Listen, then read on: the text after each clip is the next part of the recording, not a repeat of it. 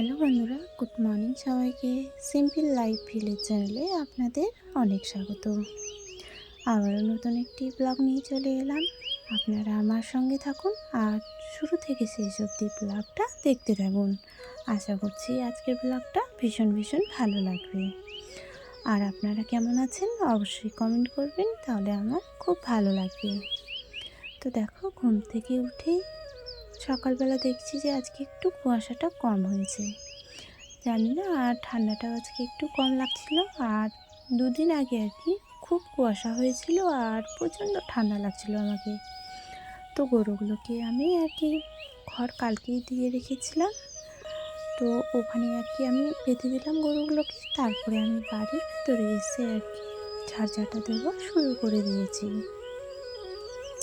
তো প্রথমে আগে আমাদের ঘরটা আর কি ভালোভাবে ঝাড় দিয়ে নোংরাগুলো বের করে নিলাম।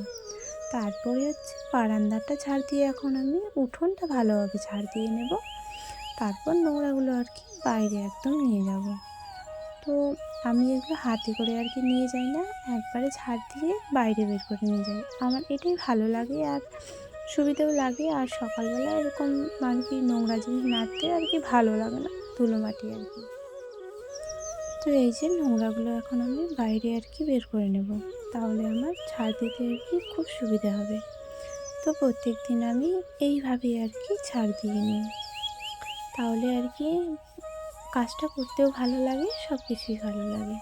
তো আমি ঝাড় দিয়ে একদম নিচে ফেলে দেবো। তারপরে যখন নিচেটা আর কি ঝাড় দেবো, তখন ওগুলো আর কি আমি পুকুরের দিকে ফেলে দেবো। তো মা আর কি বাড়িতে নেই, মা আর হচ্ছে আমার মেয়ে গেছে বেড়াতে দিদিদের বাড়িতে, ওই জন্য আমাকে একাই আর কি সব কাজ করতে হবে। আর যদি মা থাকতো তাহলে মা হয়তো ঝাড় দিত বা গোয়াল থেকে গরুগুলো বের করতো। আর জানো, আমার হাঁসের তো ডিম অনেক দিন ধরেই আর কি দিচ্ছে। তো আমি হাঁস আগে পালন করতাম না, এই প্রথমবার করেছি বলে হাঁস ডিম দিচ্ছে। তো আমার এত যে আনন্দ লাগছে কি বলবো তোমাদেরকে, বলে বোঝাতেই পারবো না। তো দেখো, এই যে ডিমটা আর কি বাইরে চলে এসছে। তো চলো, তোমাদের ডিমটা দেখিয়ে আমি এখন চলে যাব জমিতে আর কি ধান কাটতে আর কি গাড়ি চলে এসছে। তো চলো তোমাদেরকে দেখাই।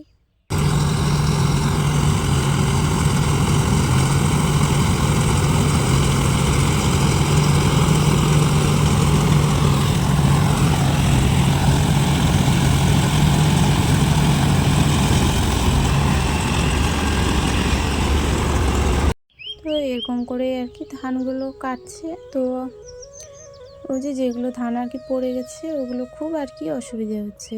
আর সামনের দিক দিয়ে ধান কাটছে আর পিছনের দিক দিয়ে দেখো খড়গুলো আর কি বাইরে পড়ে যাচ্ছে। তো চলো ধান কিভাবে ঢালে তোমরা দেখো।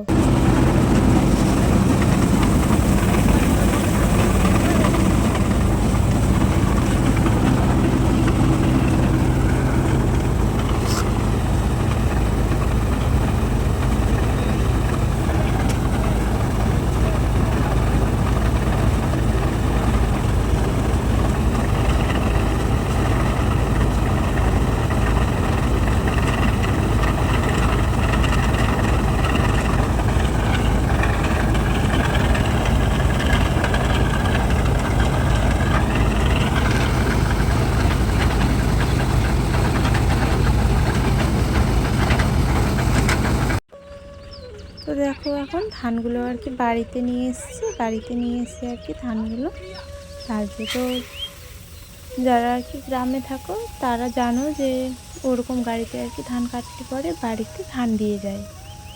তো দেখো ধানগুলো আর কি ঢেলে দিল। তো এইসব দেখতে আমার ভীষণই ভালো লাগে। তো চলো বন্ধুরা, তোমরা সবাই সঙ্গে থাকো আর ভিডিওটি শুরু থেকে শেষ অবধি দেখতে থাকো। আর জানো তো, এইদিকে মা আর আমি ধানগুলো আর কি ওপরে উঠাবো, তো তার জন্য ধানগুলো আর কি বস্তার মধ্যে ভরে নিচ্ছি।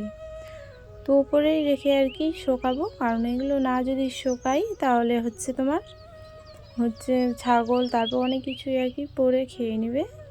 তো ওই জন্য আর কি কিছুটা উপরে উঠাবো আর কিছুটা আর কি নিচে মাটিতে আর কি শোকাবো। তো না শোকালে তো আর হবে না। তো চলো বন্ধুরা, আজকের আর কি অন্য কিছু আর শেয়ার করলাম না। তো চলো আজকের ভিডিওটা তোমাদের কেমন লেগেছে অবশ্যই কমেন্ট করে আমাকে জানিও। তো চলো সবাইকে টাটা জানাচ্ছি। আর আমরা দেখো আর মেয়ে মিলে আর কি ধানগুলো ভরে নিচ্ছি। আর তোমরা কেমন আছো একটু কমেন্ট করে জানিও।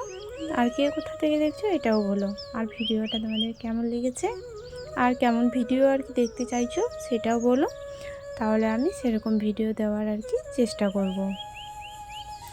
তো অনেকগুলো ধান ছিল ওই জন্য আর কি ভালোভাবে আর কি ভিডিওটা করতে পারিনি। তো এখন আমার কাজ আর কি অনেক দিন ধরেই পড়েই যাবে।